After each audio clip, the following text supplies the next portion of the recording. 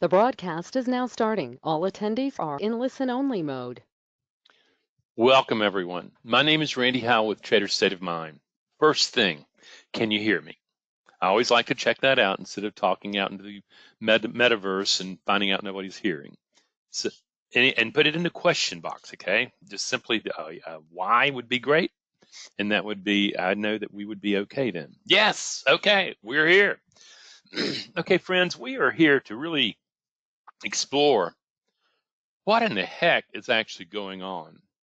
You know, you start out, you're smart, you look at trading, you see the upside, and you go, wow, this is really cool. And all I have to do is create a plan and then follow that plan, and everything's fine. And then you get into it. And that is when you find there is some missing key that you do not recognize that is truly holding you back. And you think, why can't I find it? But in the meanwhile, you keep running into a brick wall. That's what we're here to explore today. Now, for those of you who haven't been to one of my webinars, is that I hold questions to the end, and we generally have a few questions at the end but you can write them in now. You can, in the question box, write in it. And so we'll have some questions to talk about rather than waiting for everybody stumbling around trying to figure out a question. So with that, let's go. Okay, now what I want to do initially is let's really define this thing. Let's just start saying what produces success in trading. And what I want you to recognize, there are three components. That first one you all know about, absolutely. That trading system, boy, I've got bells and whistles, I've got this, I've got that. But the truth is, if you don't have a really good system, you can miss entries, you can miss all sorts of stuff that may be slow, all sorts of stuff. So you really have to have a good trading system, a platform that you can use that is rigorous enough to meet the markets and what the markets do and the speed of the markets. First thing. Second thing, easy also is, and that's where all the people are there trying to help you, and that's the methodology. How do you manage risk? How do you find a way to be able to extract more capital out of the markets than you put back in by having an edge? And there's lots of people that have edges, and you know what happens is some give them away, some are expensive, some are moderate, whatever. And basically the deal is this: if you leave your emotions at the door, you're going to be fine. The problem with that kind of thinking is that it is impossible to leave your emotions at the door. You will find out a little later today that emotions, you are the embodiment of emotions. So leaving yourself at the door doesn't allow you to trade, or you could be dead doing it. The third part that, to be honest with you, I don't think anybody really wants to hear about is trading psychology. You know, how the state of mind that you bring to trading, what you discover really quickly, and this is the assumption that I use in my work, is that your trading account is the truth meter about how effective your beliefs are about your ability to manage uncertainty. If your beliefs are effective, I'm not saying if they're good or bad beliefs, I'm saying are they effective or not effective in being able to extract more capital out of the markets than you put back in. And what you discover is this: if you're a typical human being, the answer is emphatically no. Is that you do not come equipped with a brain that produces a mind into trading that allows you to be able to take your trading system, your platform, and your risk management and apply them with an edge. It's not me saying this. Just take a look at looks what happens is the average life of a trader is about 3 years. They burn through their capital, or their spouse gets really angry at them, and finally they just get out because they can't crack it. They don't know. They're trying hard. This isn't about trying, but this is about something else. And then you go, okay, but these are the three components that lead to a healthy trading account. And what we're saying is, by now, if you've been trading for 2, 3, 4 years, you've probably run into the wall enough to know that you're repeating the same problems over and over and over again. You're expecting a different result, but you keep getting the same the same things happening over and over again. And that is what we want to look at in terms of like trading psychology. But to be honest with you, it's really more about emotional intelligence. It's more about understanding what the brain's up to and whether or not you're beginning to figure out how to work with the brain to be able to produce a particular kind of mind at a particular time, or whether or not you're trying to force your will onto the markets, onto everything else. This is a key. And ultimately, it comes down, I don't know very many traders who initially think that they have a problem. They walk in and they have this idea that, yeah, I know that I'm going to have to work hard. I'm going to have to really force myself to learn this stuff. But at the same time, I'm going to find a system, and that system is going to let me be able to produce consistent profitability. And because they don't think trading psychology is a problem, you don't look. I mean, two guys that I worked with that were in a small hedge fund, when they first started this stuff, they got really lucky. They found almost a sure bet in the markets, and they did that for several years, and then the laws changed, and all of a sudden they couldn't trade. But when they first started, they looked at themselves and they said, me having a problem? They did a couple of these trader psychology tests, and they scored really well. They were the guys who were going to really do it. They probably didn't know some of these trader psychology tests are rigged. Okay? Now, the truth is, though, your brain is going to produce blind spots that you become blind to what you're blind to. You don't see it. Now, that may sound weird, but the truth is that we often come to a moment of where the blind spot's there, we don't see it, and we run into it. And the truth is this, at this particular point, blind spots don't hurt until the risk is real and there's no reset button. How many people in here are successful when they're trading play money? When they're sitting there and they're in sim, what happens, there's a reset button, and all of a sudden what happens is, guess what? You just go on and it's okay. And all of a sudden you look at that and it appears as though you can mint money. And it may be even the trading people who are teaching you to trade are just seeing that, and they're telling you, okay, look at what you're doing. All you have to do now is transfer this to live trading. You've got it. It seems so doable. Yet, at the very moment when you're really risking live capital, what you're doing, just the moment you need your logical mind, your focus evaporates, emotions, survival emotions, anger, fear, anxiety kick in, and you might impulsively start trading, and before you know it, you're dead in the water. So the deal is this.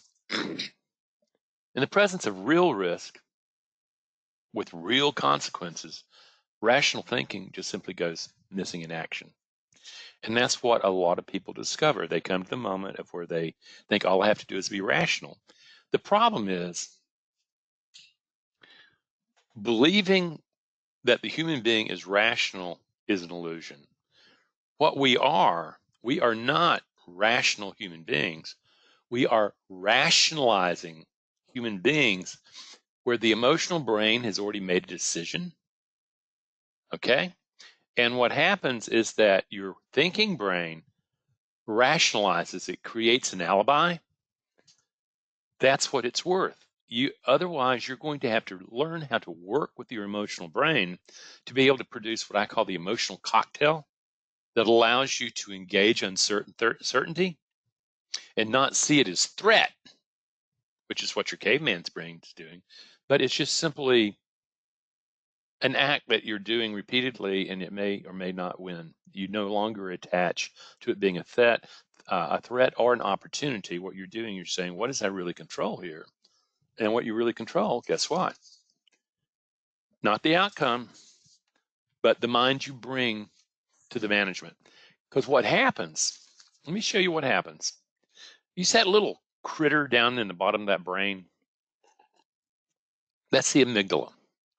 It is shaped like an almond, and there are two of them side by side. And it just so happens that the amygdala is part of the brain that when you get hijacked, it just so happens this part of the brain is already there, It's already activated, and it has the emotion as chemistry in the bloodstream in nanoseconds. So you're already cranking up and you're already seeing, by the way, you don't see risk and reward. You see threat and opportunity. And threat is a much bigger, stronger word than risk management. No, this is actually managing the mind that engages a perceived threat. If you've ever revenge trade, if you've ever overtraded, if you've ever just not gotten into trades, if you've taken skinny profits, you know what the brain's response, the amygdala's response to threat is. It's in the bloodstream as emotion long before the thinking brain ever gets the material to kind of chew on it. So right up front, what we're doing is we're beginning to recognize there's something really wrong with the brain that you brought to trading. It's not wrong, is that it's been an adaptive organ that has allowed us to do fantastic things as a species. But what happened is that the emotional brain controls the thinking brain. It's the thinking brain really is a servant of the master of that emotional brain, and the amygdala is at the center of that emotional brain. And when it acts, it just simply short circuits thinking brain, and all of a sudden you're on pure emotion, you're pure fear, pure, I'm going to make this trade, I'm going to go, and the dust clears and something really has happened. So the key is what actually happened to your logical mind that you need for being able to trade effectively. Let's start exploring that. Let's basically your brain on trading is your brain's worst nightmare. If you want to know, your brain is built, remember, your brain was built on the African savannas about 6.5 million years ago. It is built to perceive threat far off and avoid it so that you can't get eaten by the saber-toothed tiger. It is also built to be able to protect the fruit trees in the forest, and that you protect them from other humans. That was a big deal. And you're getting there and you're going, okay, that's what your brain is built to control environment, control outcome. It is built to predict the future. It is built to be right, because if it's not right, it's somebody else's meal. Okay? So you're ultimately forcing your brain to engage uncertainty and risk where you are not in control of the outcome. And you are trying to say, I can force you to be able to do this. And what you discover is that willpower is good for a moment. But the truth is, when your emotional brain triggers, it's like you can become an 800-pound gorilla. It just wipes it out. So when you start getting stressed, when you start getting anxious, when you start getting, I want to get in, I want to make money, is you have already been taken. That's the whole point. And out of that, you're going, well, you know something? It's not your fault. It's just the way your emotional brain was put together to deal with uncertainty. And let me tell you this, is that your emotional brain was built first. It's called the mammalian brain. And when you take a look at a snake, all he has is a brainstem. He has a very limited emotional response. It's just action. It's not thought. It's nothing. It's not even feeling. But what happens is we have a brain that was built to be able to sit there and go, okay. It was built to be able to control the outcome. It was built to all that. So the deal is, it's not your fault you're having problems in trading. It's not your embarrassment. The mistake that you have made is thinking that the brain that you picked up from history, you were born with, learned with, that you take to trading is going to work. The rules of success in trading are enormously different than the rules of success like in sports, in business, and sales and management. They're very different. And what happens is you've got a brain that you've trained for one thing, and you're taking it to another galaxy, and you're asking it to be something different. So the deal is this. Ultimately, if you take a look on the right, you see the little part of this iceberg, and that's the thinking brain. Yet that's all you can see. You can't see the rest of the job. You can't see the emotional brain that's underneath all that water. Now, some people call that unconscious. I don't like that word. I don't think it's highly effective. You could call it the subconscious, though, because ultimately what your emotional brain does that controls 95% of your decisions is it will find a solution to a generalized condition, a threat, an opportunity, and it will wire a pattern that fires when that opportunity shows up. And it's necessary to do that because otherwise you would get your thinking brain doing so much work that it would just clog and it would just spin and spin and spin like sometimes my computer does. So what you're doing is you have automatic responses to different kinds of conditions out in the environment. And what you're doing is because you do not know how to manage it. First of all, the understanding of emotion you have probably is way too limited, and how to manage that emotion isn't there. So what happens is you don't know how that emotional brain triggers all the time because it evaluates threats, not risk. And it does it to survival. And it doesn't distinguish between psychological discomfort. Oh my God, it's going against me. Oh my God. And biological threat. The saber-toothed tiger is trying to get his claws into me. Can't tell the difference. And yet what happens is that you're sitting there all the time thinking that, oh yeah, I can discern this is risk, not to your caveman brain, not to your emotional brain. And so let's start first. Let's start and say, something, what is it I need to understand? And what you need to understand first, I'm going to explain to you what I understand to be an emotion. Okay? An emotion in today's world, in neurobiology, is a biological action potential that triggers when there is a change to familiar status. What that would mean is, like, for instance, when you're just sitting there and the trade's kind of going in your direction and everything is going fine, and suddenly it turns around and starts going against you. That's a change in the environment, and by definition, an emotion is going to trigger. And that emotion is not feeling. That emotion is action oriented. It's going to have you doing something. And most of the time, it's being triggered to survival instincts where you're doing into fight flight rather than saying, well, I need to step back and I need to observe and decide what mind I'm going to bring in this moment. No.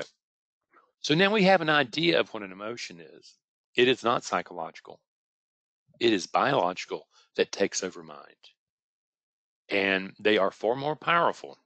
They're in the bloodstream in 3 nanoseconds, whereas the sensory feed that goes to the new brain takes 0.25 seconds to even get the information there. You see the mismatch. Now let's talk about an emotion in terms of the components, because this is where, when you start using my work, this is where we begin to understand an emotion and we learn how to work with an emotion, not like big, strong, tough guy, but understanding the components so that we can interrupt and we can change around. For instance, when you feel that accelerated heart rate, when, oh my God, it's going against me, oh my God, when you feel the tension in your body, when you sit there and hold your breath, what that is emotional arousal. That's the trigger has triggered. The emotion has triggered. And now that emotion is getting ready for action. It's ready to do something. So the body's cranking up. And this is the place where, obviously I teach a lot of breathing, a lot of emotional regulation, a lot of mindfulness. And this is where you interrupt an emotion. Because if you get past this, the emotion becomes a feeling. Now, a feeling from a neurobiological standpoint is the chemistry of the emotion in the body changing the way you perceive. Thinking is now compromised. You have a sense of it. You may have a sinking feeling in your gut. You may have a sense of, oh my God, or you may have a sense of acceleration. Boy, I'm going to make a lot of money. All that stuff. That's the emotion having already hit a key moment and getting ready and cranked up, and a switch going off, and then that emotion is in your bloodstream and in your synapses as chemistry, altering your perception of the world, which is not a good plan. The third part of that emotion is motivation. What is the emotion asking you to do? Your survival instincts, when you have a perceived threat going against me, what happens is to attack or avoid. Yeah, if it's going against you, God, you cannot allow it to win, because if you let it win, the saber-tooth tiger is going to eat you. You have to fight to the last breath. And that's how revenge trading happens. An avoidance, you say, well, I'm just not going to get in the trade. Or, I've got this moment right now where I've got a little skinny profit, but something, I know I should let it just see if it'll go to target, but I'm going to take my money now before it's taken away from me. Avoidance of making a mistake. Okay. The other thing, though, is approach. That's what we want to do. Is an attack and avoid. We want approach, which you would know by curiosity, by calmness, impartiality, looking at something. So we want to shift attack, avoid to approach motivation, because again, it's going to take action. The difference is attack and avoid are based on fear or anxiety.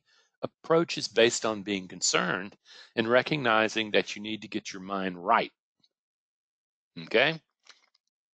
In attack, avoid, you don't have to get your mind right. All communications being broke, it's running, getting your big muscles ready for running or fighting. The next piece is meaning. This is the beliefs that you have about your ability to manage uncertainty. And to be honest with you, you may say what you want to say, but when you take a look at the health of your trading account, it's telling you what your beliefs are. And most of the time, if you happen to be a trader with a normal brain, it's not looking good. The last thing is temperament. Sometimes our genetics, we win the genetics lottery, and we get exactly the brain we need to be able to mold into a trading brain. Otherwise, what happens, we also may be born more anxious than other people, more risk tolerant. Those are just simply part of our nature. The question, though, if you begin to understand this, you probably have no clue of what I just talked about in your normal vocabulary. When you work with me, you learn this because I'll be asking you, well, where was the arousal? Where was the feeling? And what's the meaning? And by the way, those meanings, no rocket science.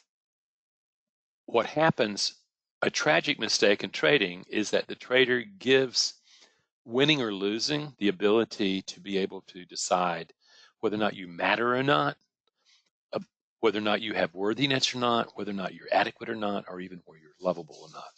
And the deal is you're going to have to take that belief, that meaning, and you're going to have to break it apart, okay, and produce something completely different. You're going to have to separate performance from the value you have as a human being. So now we've gotten this thing, and we're going, What we know is that when you experience uncertainty and there's a threat there to the biological system, not a risk to your intellectual understanding of trading, instinctual emotions are going to be triggered unless you have changed the instinctual pathway. That's what the fight-flight response of the amygdala is. And what happens is the thinking brain never sees it. It gets whacked, it's gone, and it's all over. So what happens is what we want to do is this everybody I know wants to do exactly what's in this particular graphic. You, as the human being, the Homo sapien, wants to look at all our primitive ancestors and say, stop following me, quit, stop. Yet, what you do is you share the emotional brain, the mammalian brain, with each of those ancestors, with each of them. So the deal is, as long as everything's copacetic and cool, you can think rationally. But the moment that there's threat on the table or big opportunity, what happens is that caveman shows up and it takes over thinking brain. That's not going to work, and you're going to have to learn How do I stop that? And here is actually the anatomy. What I want you to look at, and maybe this may be, I know this may be more science than you like, but I'm going to tell you something. You need to understand what is happening to you. On the bottom left, what you see is you see external sensorial information coming in, and it stops at the thalamus. The thalamus is kind of like a traffic cop at a busy intersection, and normal flow, it's doing this, that, and the other. But if an emergency vehicle comes along, he stops everything and lets the emergency system go through. What has just happened is that the thalamus has just hijacked your brain. What it's done is it's shot in the emergency, straight over the low road, the quick and dirty low road, over to the amygdala, and has cut off communication to the neocortex, that thing on top, the sensory cortex. And then it just triggers the amygdala to do what it does, explode with emotion, and it's in the bloodstream. The thing is that the thinking brain is very slow. It takes a long time. It takes 0.25 seconds. When the thalamus cop changes everything, says there's danger, an emergency vehicle, it shoots over the amygdala in 0.003 seconds. Do you see the problem? And out of the amygdala comes fight, flight. So this is the problem that you're going to have to learn to deal with. Okay? Now, how do you experience this? Well, as a trader, does anybody have entry problems, like pulling the trigger? I want more confirmation. Or do you sit there and get bored and jump into trades? Yeah. Impulsive trading. Do you ever do impulse? You just sit there and go, I don't know why. Randy, I don't know why I ended up in a trade. I just found myself there. The trade going against you. How about revenge trading?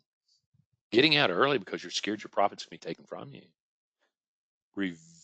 Refusing to take a loss until you blow up the account. Problems with winning are not losing. The thing is here's the deal, is that the interesting thing about the winning mindset is that you have no control over winning and losing. It's hard to go, but it doesn't. And if you're set on winning, you're going to lose because you keep trying to win when you can't win. What you can do, though, is you can bring the mind into trading that performs well. But your understanding of winning as a way of showing yourself how cool you are, or losing, hating to lose, they're going to have to all change. So you've got that. And what ultimately happens here is that you're going to have to learn to do something. We're having a computer that doesn't want to change slides. Okay, hold on here. There we go. The truth is this. You're going to have to learn to work with the emotional brain and the thinking brain together. Because Lao Tzu said this many, many years ago, mastering others is strength. Mastering yourself is true power. And it just so happens in trading, this is about self-mastery. You will have to master everything that you have been avoiding, actually turning to and mastering all the time. If you comprehend that all thinking is emotional state dependent, so until you learn to deal with emotions and actually are master enough to be able to produce the emotional programs that build a trading mind, an effective trading mind, you're just going to be a journeyer through this thing called trading. And what you're going to find out, this is a far more, it's not difficult for people who have kind of mastered the thing. Trading is pretty easy. It's what you have to do is the assumptions that the brain, the biases the brain has to change, and you have to become very aware of them. You have to learn how to work with them. That's really what the difficulty is. But the problem is this. I love this, is that if you take a look at people, do you see a reassuring lie? That movie is just tons of people. They want to hear how this is going to be. All you have to do is do all this stuff. The money just stuff up. You're going to have a whole thing of gold at the end of the rainbow, and you're going to make all this money. That's a reassuring lie. Yet over on the other side, an inconvenient truth. Nobody's lined up there.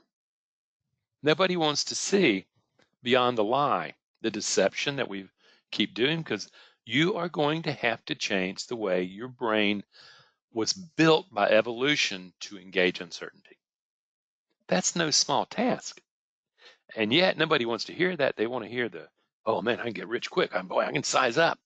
No, what happens is you're going to have to change the way your brain engages uncertainty. That is what happens. And ultimately, what you look at is this. We develop an inner map. It's called a perceptual map, and it is built by your beliefs. Okay? And most of us, to be honest with you, the reason you have so much problem in trading is you don't necessarily believe that you deserve or easy money. Or what happens is that you're scared that you might be found out to be lacking. So what happens, the external world, all that stuff, all those charts, all that stuff comes in. You get filtered through all your biases about success, and being tough and all that stuff. Then you hit your beliefs that are about your mattering, about your worth, about your competency, and about your lovableness. And what happens is that it triggers inner map when it goes across that, hits that section called uncertainty. This is what has to be changed. Your beliefs are not true. They're just simply assumptions that have taken on the force of truth. And they're wired in neural circuitry and become invisible to you. Yet they shape the world that you see and act in. And they are revealed not by your careful eye, but by your performances and the health of your trading account. That, my friends, is what you're looking for. So, at the core of this problem that you're having with trading is a brain that is built to control outcome. Yet, you have to give up control over outcome to find success as a trader. Do you see the paradox? Do you see the trouble here? You have a brain built to win. You have a situation where you cannot determine whether or not you're going to win or lose. And you have to be able to build a mind that can engage that. And friends, my promise to you is your brain is not going to do it by itself. I hope you have learned that, and that's why you're here. A lot of people just simply want to run into that thing, and they're going to think one day it's going to break through that wall, and they're going to find nirvana, and they're going to find the pot of gold, and everything's going to be hunky-dunky. Those are not the people that I care to work with. So we get this and go, It starts really right here, rebuilding the fear-based brain into a probability-based mindset. Wow, how weird is that? And it starts with acceptance that what you're doing is not working. If you haven't come to that, you need to go out there and prove, for better or worse, that your brain can either do this or not do it by itself, but throwing money at it over time and not getting better results ought to tell you there's something wrong with the way you're going about this. So what I want to do is the very first skill that you're going to have to learn if you're going to be able to master the emotions of trading is being able to control stress. You are looking at a Yerkes chart. This has been around since the 1890s. And you're looking at a stress response where at first you're coming up, and what happens is that it's actually increased.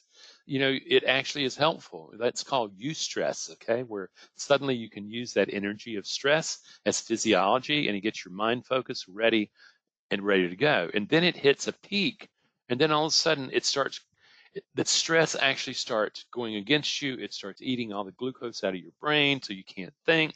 And what happens is you end up in complete exhaustion and you do really dumb, stupid things. So what we have to do is we have to learn how in the world we're going to change that. Because this is something they knew a long time ago. Now we're going to take a look at stuff that is more modern. So the key is what I do, what I teach, is that as you get around is that if you grasp that the emotion, breathing and muscle tension are part of the emotion. If you change the way you're breathing to diaphragmatic breathing and change the muscle tension so that you're letting all the tension go, the emotion of fear or anger cannot maintain itself. This is the first skill, emotional regulation. So you do that and you go, okay, what I can do is I can't make the emotion go away with emotional regulation, but what I can do is I can stop it from gaining a head of steam and blowing out my thinking mind. And that is a good start to approaching trading success. So next, emotional regulation, as powerful as it is never enough. Emotional regulation will stop the wipeouts, but we need a tool that allows us to be able to get to the mind's door. Okay? And what that means is that the next tool that I teach is mindfulness. And in this illustration, what you're looking at, the guy on the left is totally caught up in his thoughts. Okay? He's identifying with them and they're consuming him. That would be self-doubt. That would be beating yourself up and all that stuff. That's what that would look like. On the right side, what you're looking at, he's developed an observer, mindfulness, and what he recognizes is a powerful fact that you and your thoughts are not the same. And you can step back out of them and start really analyzing them and thinking about them and saying, where did this thought come from? And not get sucked into them. Okay? This is a powerful skill. So you're realizing, wow, what you really are, you are just simply one potential organization of a self that happened while you weren't looking. That's what the brain does, is it organizes that potential into a self. You become identified with it as, no, that's me. No, it's not. You have fused to that. But there, friends, there is so much more. And that's the second part. When you start developing mindfulness, what you discover is that you can become the designer of the self that trades. What you realize is, oh, what you're saying, quantum mechanics, what you learn is reality exists as potential. The observer of that potential is what brings forth the form. And by changing the observer, you change the world you see. And so you begin to say, if I start changing that observer, I can literally build a different world. Yes. And that's where it's so important, because you become fused. You have so much more potential. As Martin Heidegger said, man is born as 1,000 voices. He dies with only one. And what we want to do is we want to find empowered voices running around in your little head and start organizing them so that you bring a completely different trader to the game than you have been.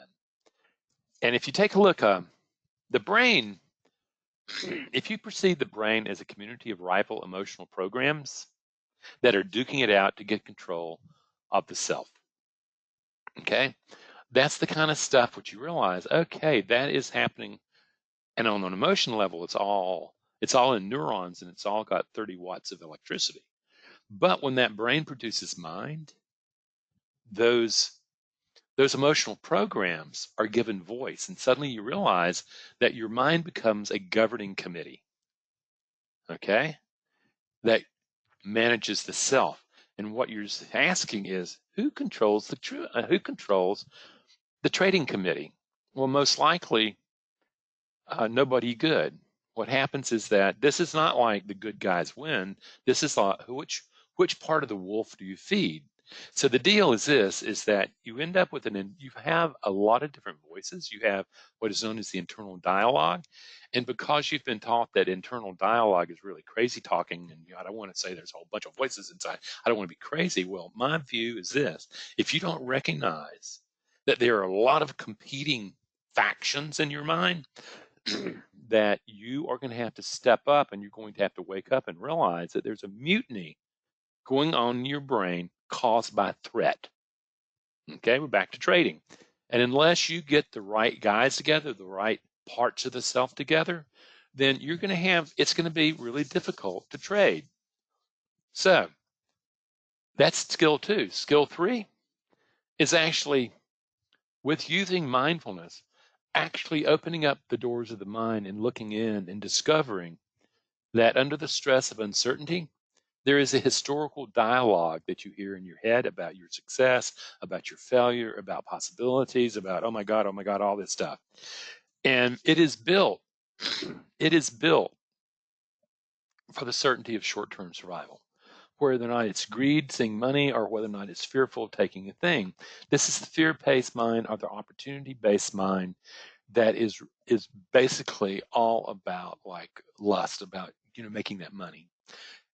There's that conversation in you that is going to go on, and the whole deal is that you're going to have to do it. And what I want you to do is, I call it the inner critic. Have you ever noticed that when you beat yourself up or you condemn yourself and all that stuff, what I want you to know is that the one doing the whipping, that is the inner critic. It is very critical, it is very judgmental, or very tempting. It is a part of your human nature. It's not going to go away, but you can learn to master it and deal with it. On the other side, that part that is scared, that's what I call the orphan. That's the adaptive voice that has been organized as a way for you to have short-term survival. Remember, on the African savannas, we chose to avoid threat rather than confront it as a survival decision. And in trading, you can't do that. So now, okay, here we go. What we're doing is we're laying out the mind very differently than you've probably known. So ultimately, the primitive emotional brain will trigger to fight flight. We have to build a new mindset. That primitive brain is going to be what you discover is your orphan nature is in charge. And it's been listening to the inner critic, and you self-condemn yourself. You talk about, oh my God, I'm going to be making too much money, rah, rah, rah, and you get absolutely just gaga. All that, what you're realizing, that's the wrong mind. You need to build a new mind. And out of this, your brain can be trained to respond to uncertainty with a mind rooted in discipline, courage, self-soothing, and impartiality. Those are the emotional programs that allow you to be able to engage uncertainty from a position of strength. Now, one thing about it is I encourage people strongly to see the movie Inside Out by Pixar Disney. What they've done is they hired a bunch of neurobiologists, and they went in and they actually pictorially showed what it's like to be in a little girl's mind. That's the little girl. You can see the outline. And what you hear, you're seeing anxiety on the left. You're seeing disgust with the little green. You're seeing joy in the yellow dress, and you're seeing anger with the fire coming out of his head. These, and also sadness on the ground. These are primary emotions that these are not all the ones I'm interested in, but these are emotional programs that are now easily identifiable in the brain and the mind of the human. And the deal is, emotions are going to trigger, and your job is to be able to choose which ones trigger. What I'm looking for with the people that I'm working with, I am looking to be able to build access to the courage of a warrior under stress. I'm looking to be able to get access to the discipline, the ability to maintain order of a ruler.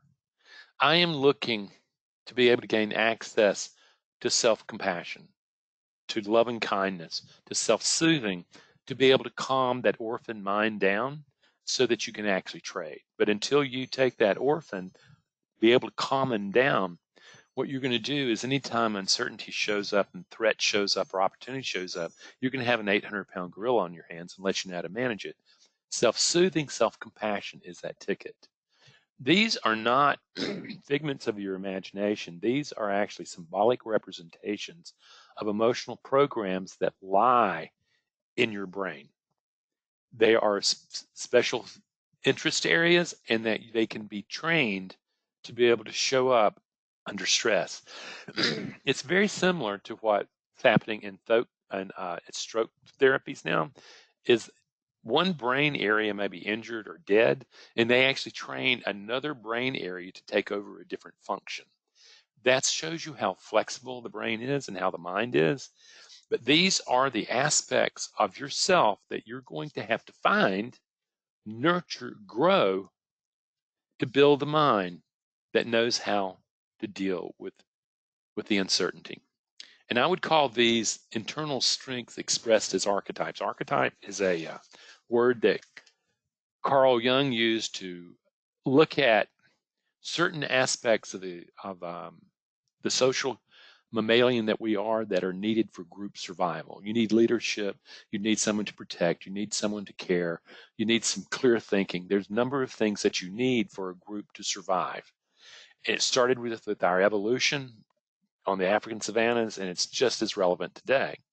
So now, these are the emotional programs that you're going to need to be able to produce a consistently profitable mind. They're not, unless you got lucky with the best parents in the world or you just won the genetics lottery, they do not come natural to you.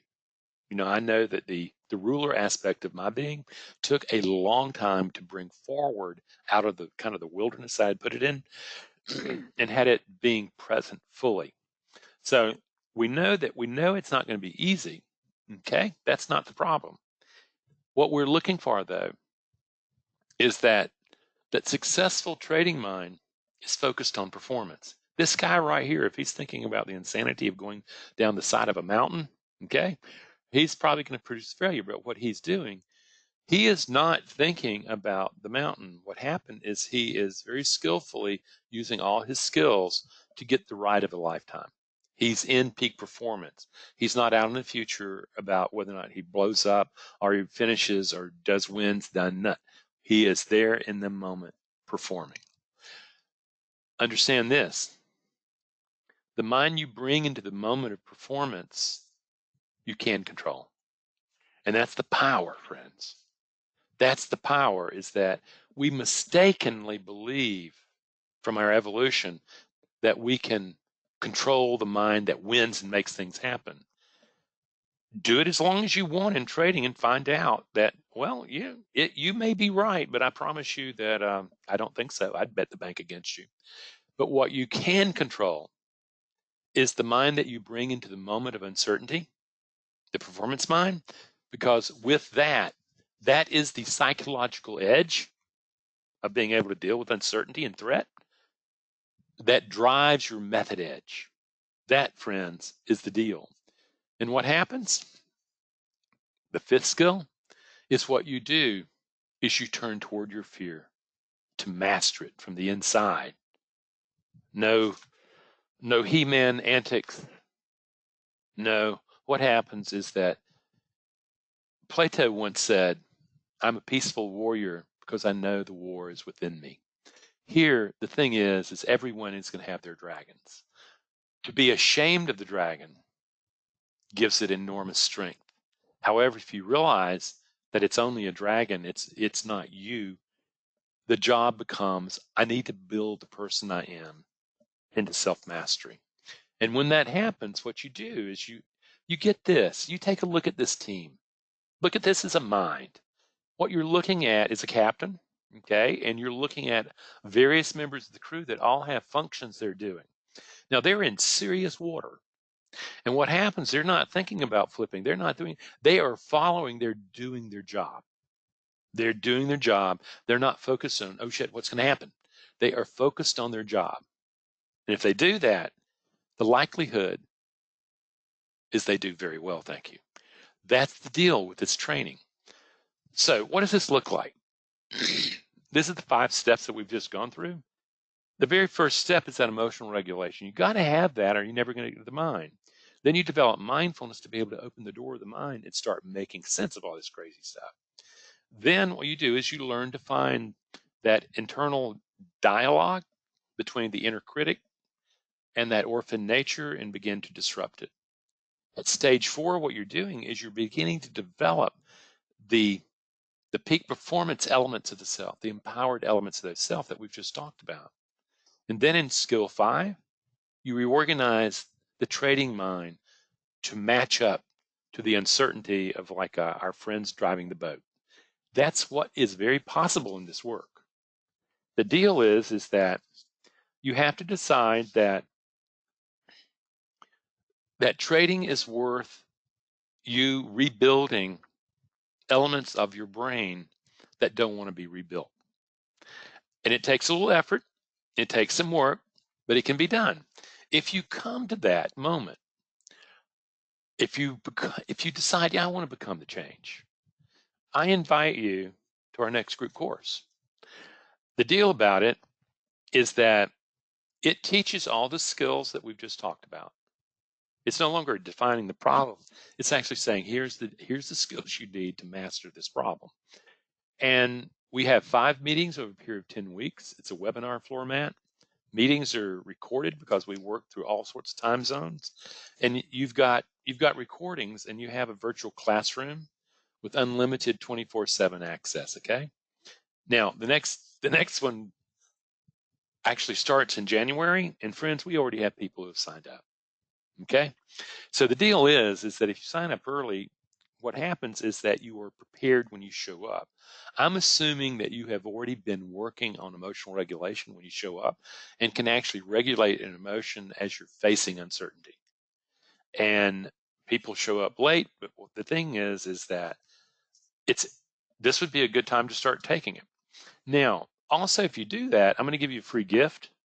That's my emotional regulation workshop that I sell for $200 on my website. I'm going to give it to you free, not really to entice you to get into this thing. What I want you to do is I want you to get started, because this is not something where you're just going to pick some knowledge off the knowledge tree and put it in your head and you're going to change everything. Changing organic substrate is not like that. You have to work at it. You have to build it. Now, we also have and if you the schedule and for more information, there it is right there. There's the address. I also have an individual course that is it's incredibly comprehensive. It is incredibly personal, and it gets to the meat, and you really meet your dragon, okay? And you really work to master it. It's a 3 to 4 month program where you're meeting individually with me for 10 times, and you get basically a graduate level multimedia course full of a bunch of stuff. But the main thing is, with people who do this course, what they've really come to is say, no, I want to work with the teacher. That's the decision they make. The deal is, I understand that the way I talk about the mind on uncertainty is very different. I'm coming from an emotional intelligence standpoint. I'm not talking about the subconscious. I'm talking about processes that you may not be in awareness. That's because they're down in the emotional brain. So I want to thank you for being here. And what I want to do is that we've got a few minutes. If you have questions, I'll be happy to answer them. And if you don't, of course, then I'll have a glass of wine earlier. So there you go. And I am wearing crazy glasses. So let's see here. Okay. Let's see here. Will the sessions be recorded? Yeah, absolutely. Oh, this session. Yeah. They will be put up on the website sometime tomorrow. We used to try to do it really early in the morning. That didn't really work out. But no, this session will be definitely on our website. That's from Rick. That's exactly why you cannot play with scared money. Scared money doesn't make money. Absolutely. Absolutely. Okay, where is it? The blue. Hi, Randy. Can an experienced trader find themselves endlessly churning their trading account where they avoid destroying their account but can't make a meaningful profit off of it over a long period of time? Is the churning mindset different from the mindset of a trader that totally destroys their account in short order, or is it the distinction unimportant? No, it's important. Bill, I'll tell you this, is that I worked, God, this is probably 5 years ago now. I worked with a guy who was working with a six-figure account. And what happened is that he had been locked into this pattern for 10 years before I met him. Every time he went over into 7 figures, he would lose back down into high 6 figures. He had been doing that for 10 years. Okay. Now, is he making a living at this? Yeah. But he realizes there's something wrong with his psychology, that he hits $1 million in his trading account and he loses a couple $100,000 down. He's been doing that for I don't know how long. He's earning enough money for his family and blah, blah, blah, blah, blah. But he realizes there's something not right here. There's something going on between his 2 ears. And fundamentally, what it really came down to, Bill, is that he grew up in a blue-collar family, labor union family, where the father did not like management, particularly did not like managers who made like $1 million. And he adamantly would slam his fist down on the dinner table and say, nobody's worth $1 million. Well, you repeat that, your dad repeats that to a young, impressionable mind, and he grows up and he becomes a trader, and he gets his trading account and he builds it up. He builds, hits that $1 million moment and lose, and he'd been caught in the cycle of a declaration. He got fed at a dinner table. Okay, that's what it's like, Bill. Yeah, you get caught in churning. That's what he had been doing for 10 years. He had been churning. And the difference is that he finally said, Uncle, I want to find out what's going on here. And basically, he had a belief that was built, he inherited from his family. Okay, in the context of the temperament genetics, what percent of the population might be in that group to naturally be better able to handle trading? A person who is deeply centered, a person whose identity does not come from his performances. Or you can be high-functioning Asperger's, high-functioning autistic, and have a completely different organization, emotional architecture, okay? But the major thing, some people are just gifted with a sense of centeredness. You know, I personally, certainly it's not me. I had to learn that. I had to do the work so that I came to be able to, I had to master a lot about myself, okay? But those are very few and far between. Follow up. I have heard that one needs to build new synapses to control one's inner voices. Saying meditation and repeating a thought over and over again will help build those synapses. You know something, that's basically saying I can use positive affirmations to do that. And certainly what you're going to have to do is you're going to have to build a neural network. Okay, and you're going to have to alter the neural network that you already have in order to be able to build new beliefs about your ability to manage uncertainty. I actually I believe the most important thing in the world is that a person finally connect to what I call their inherent worth. Dolores and I have a friend who has made, in the last several years, made about $300 million. This is super trader, just unbelievable, all that stuff. And I had a keen interest in him because, I'm looking when people do that, you just want to get a guy like me has to figure out how he did it. And he said, something, Randy, it's interesting is that there was a moment in my life where I lost $750,000 when $750,000 was a lot of money to me. And I knew that I had to tell my wife. So I came to her and I told her, and I thought she was going to leave me. And what she did, she held me and we cried together. And he said, what I got out of that was whether or not I win or if I lose, I'm good. I'm loved, I'm good. What he did is suddenly his trading was no longer about performance. Now, did he build some synapses? Yeah. Did he do hocus pocus? No. What he did at a very deep core level, he divorced performance from winning and losing. The thing is he mattered whether or not he won or lost. He doesn't care anymore. And it's amazing. So what you're saying is on the surface, it's just real flippant. Okay. It's like saying, I've never known visualizations and positive affirmations to work under pressure.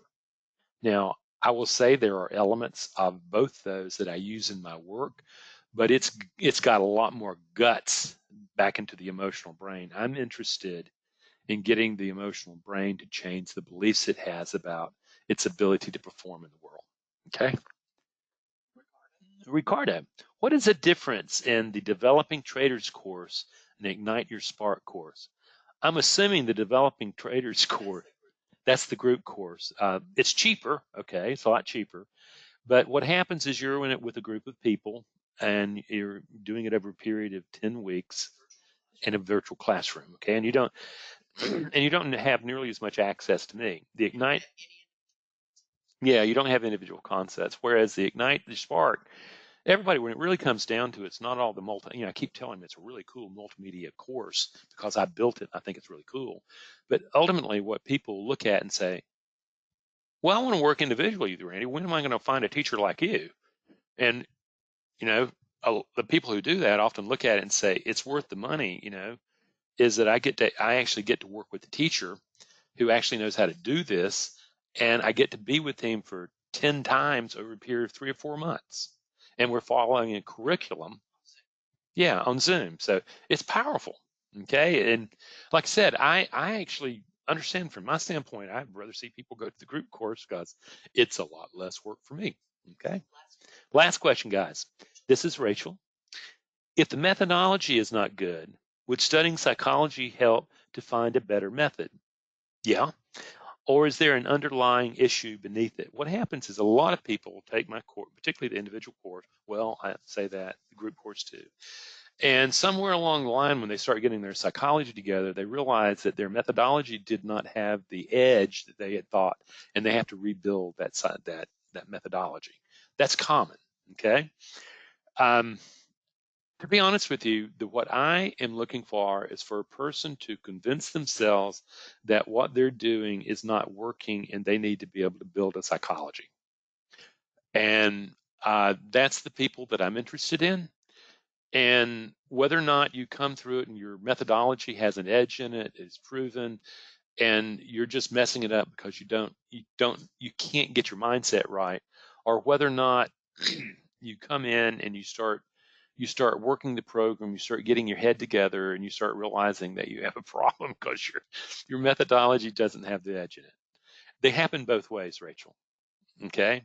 The key though is that what you're going to have to do, unless you winners of the lottery, you're going to have to change the brain that you inherited from evolution to the brain that can work in a probability-based environment. The brain from evolution is about the certainty of short-term survival, and that is not going to work in trading. And don't believe me, look at your trading account, look at your experience, and start asking, something, what am I doing? Is what am I doing making sense? Do I actually need to find someone who actually knows what they're doing about this to really show me and shape at least a general direction of how to build a psychology of performance? That's my interest. Okay. So I want to thank you folks. It's been a lot of fun. I like the questions. And no matter what, I wish you well in your life. In particular, tomorrow, I want you to take a look at yourself when you trade. I want you to notice the tension in your body. I want you to notice how you're breathing. And I want you to notice that this is exactly what Randy was talking about. I'm seeing an emotion already beginning to emerge. I didn't even know it's an emotion. I just thought I was tense. And all of a sudden you're realizing, oh my God, I'm not stressed. I'm in fear. I'm in anger. I'm in lust. I want you to look at that and realize it was sitting right there in front of your face. So friends, I wish you well. Or as my favorite cowboy when I was growing up as a kid was Roy Rogers. And every time he beat the bad guys, he and his girlfriend, Dale, would ride off into the sunset singing, "Happy trails to you until we meet again. Happy trails to you till we meet again." Thank you.